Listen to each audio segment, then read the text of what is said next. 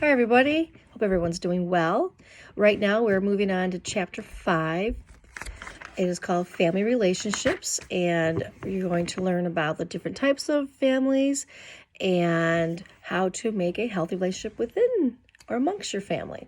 So, in section 1, you're talking about the family and the social health. So, similar to like the healthy triangle when you are being well-rounded physically, mentally, and emotionally. So with the family, you want to have a good family environment. Of course, not everybody has a great family environment. There's no such thing as a perfect family, just to let you know.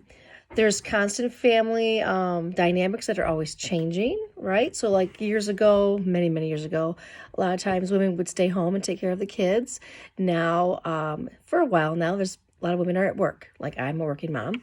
You have some people that have a single family, a divorced family, all types of families that maybe some couples wait later on in life to get married and they want or don't want children. There's different forms of families. So there's the nuclear family. The nuclear family is basically consists of two parents, okay? And even if they are adopted. So like my oldest sister is adopted. No, she's not genetically blood related, but she's my sister. I consider her my sister. So it's, my parents and my two other siblings. So that is like their nuclear family. And regardless of if the child's adopted or not, they are now part of your nuclear family.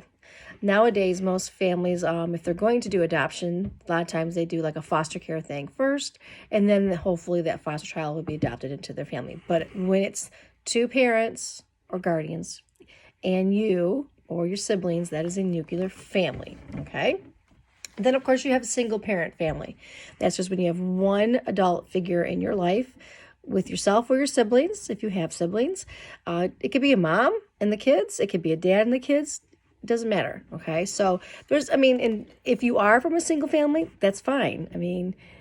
It's almost like the norm nowadays. What's really almost the norm nowadays is like your blended families. So you have extended families as well. So for example, I have some good friends that my husband and I have known all our life. So our kids call them aunt and uncle, and then their kids are like nieces and nephews. So that's an extended family member. No, they're not blood related, but you consider them family. All right. So also it could be like your aunts and uncles and your cousins. That'll be like your extended family. Blended families. So that is a combination of two families coming together. For example, if you are from a divorced family. So let's say your mom or your dad, whoever you live with, remarries or is involved with somebody, and the two families come together. So you may have a step sibling. All right. So honestly, to tell you the truth, blended families are the norm. There's a lot of blended families out there. The key thing is make sure that you have a strong, positive male and strong, positive female role model in your life, no matter who it may be. It could be a grandparent, it could be an aunt or uncle, but we all need to have positive role models in our life. But a blended family member consists of multiple people in a family. Then, of course, you have foster families. Years ago, I had a neighbor that had some foster children, and I don't know, I think maybe like 6 or 7 foster kids came out through and out of their house to help them get ready to get back to their own parents. And they did eventually adopt 2 of the boys. So now that they adopted the 2 boys, those 2 boys become their nuclear family.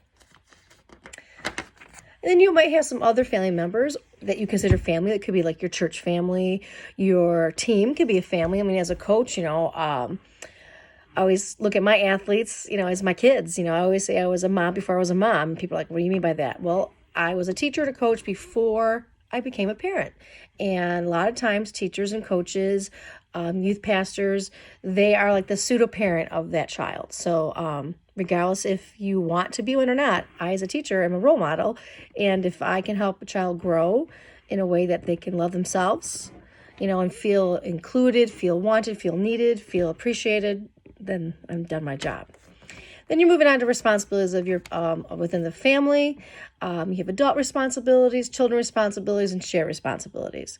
So on those, the adult responsibilities will be like, I have a job, I take care of my kids, I have a house, medical insurance, stuff like that. I have responsibilities that definitely would not expect my kids to handle, like if going to the doctor, stuff like that, organizing all that. Children's responsibilities, that could be possibly like, of course, your chores at home if you have them.